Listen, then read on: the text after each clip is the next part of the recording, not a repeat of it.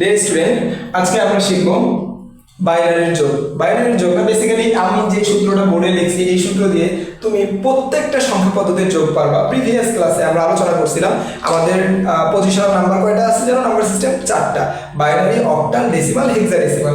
So আমি যে সূত্রটা দেখালাম এই সূত্র দিয়ে তুমি আল্লাহর দুনিয়ায় যত সংখ্যা পদ্ধতি আছে সবগুলো সংখ্যা পদ্ধতির যোগ করতে পারবা। ওকে, সো আমরা বাইনারির যোগটা আজকে স্টার্ট করব।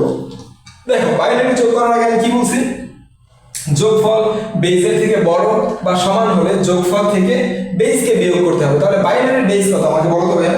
বাইনারির বেস হচ্ছে 2, তাই না? এই যে আমি এখানে 2 লিখে রাখলাম। এখন যোগ করতে যায় যদি দেখো তুমি যোগফল 2 এর থেকে বড় হয়েছে তাহলে কি করবা?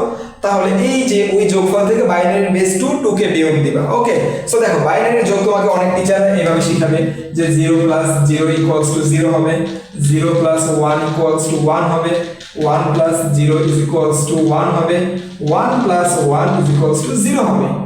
এইটা স্টুডেন্টরা শোনার পরে মাথায় আকাশ ভেঙে পড়ে তাদের, আরে আল্লাহ এ কি, এই হইলটা কি? তারা যখন শুনে ইন্টারে, একজন এসএসসি স্টুডেন্ট ইন্টারে যখনই উঠে আইসিটি ক্লাসের প্রথম দিনই যা শুনতে পায় যে 1 আর 1 যোগ করলে 0 হয়, তখন তার মাথায় আকাশ ভেঙে পড়ে। আমাদের মাথায় পড়ছিল।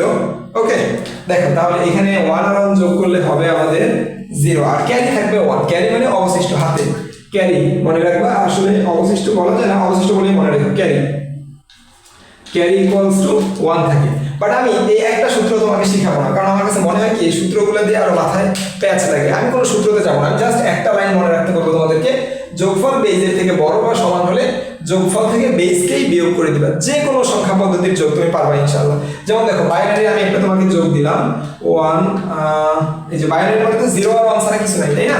তাহলে 1 0 1 0 1, এটার সাথে আমি তোমাকে যোগ দিলাম এই যে বাইনারি, এটা দ্বারা বুঝাইলাম আমি বাইনারি নাম্বার সিস্টেম।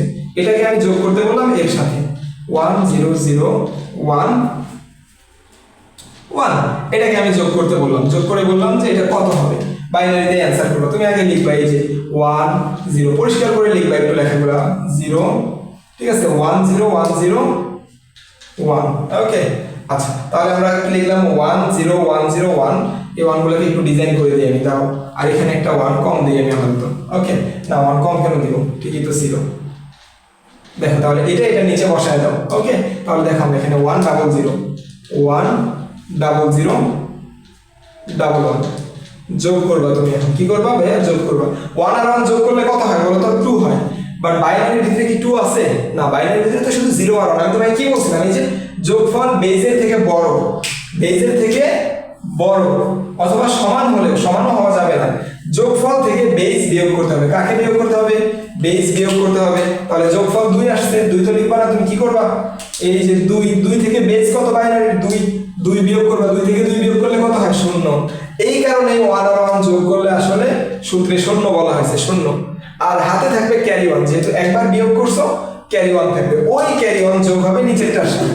কত হলো? 1 আর 1 এ 2 আর 0 যোগ করলে আবার 2 বড় হয়ে গেছে, 2 তো বেজের সমান, সরি বেজের সমান, তাহলে 2 থেকে আবার ওই যে বেজ 2 বিয়োগ করে দিতে হবে, তাহলে আবারও 0, এখানে 0।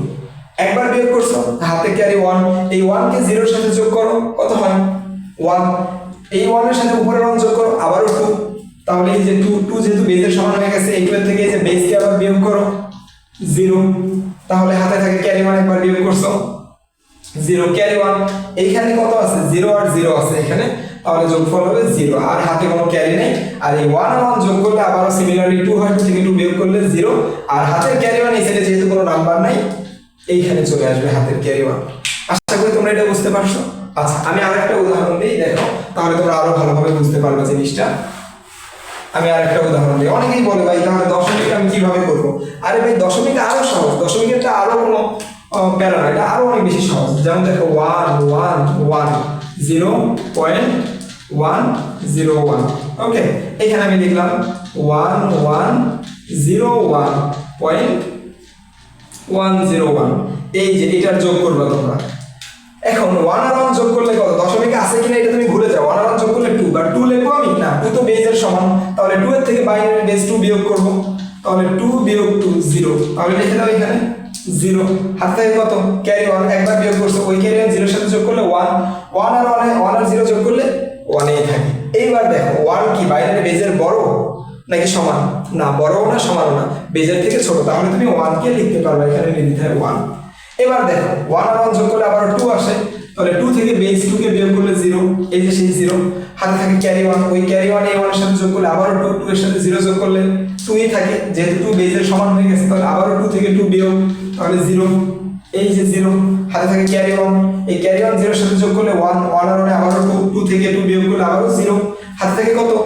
ক্যারি 1, এই ক্যারি 1 আর এই 1 এ কত হয়? 2, এই 2 আর এই 1 এ 3, 3 তো বেজের থেকে বড় হয়ে যায়, আমি কি করব? 3 থেকে আমি বাইনারি বেস 2 কে বিয়োগ করব 2, তাহলে থাকে আমার 1।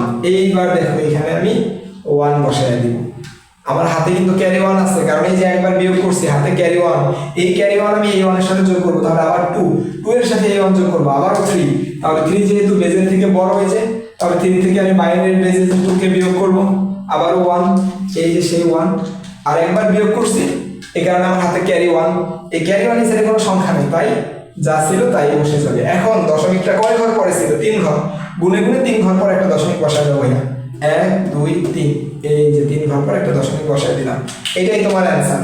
আশা করছি তোমার আর এরপরে কোনো প্রবলেম থাকবে না বাইনারি যোগে। এরপরে তোমাকে যেই সংখ্যা দেবে অক্টালের যোগ করবে, হ্যাঁ অক্টালের যোগ, অক্টালের ক্ষেত্রে অক্টালের বেস কত? 8, যোগফল যদি 8 এর থেকে বড় হয়ে যায় তাহলে তুমি কি করবা? তাহলে তুমি যোগফল থেকে 8 কে বিয়োগ দিবা, বিয়োগ করে যা হবে তা লিখবা। আর একবার বিয়োগ করছো, হাতে ক্যারি 1 থাকবে, ওই ক্যারি 1 এই সাইডে যোগ করবা। ধাপে ধাপে এই জিনিসগুলো আসবে ইনশাআল্লাহ, সবগুলো তোমরা পাবা। আশা করি এই পর্যন্ত তোমরা বুঝতে পারছো আজকে।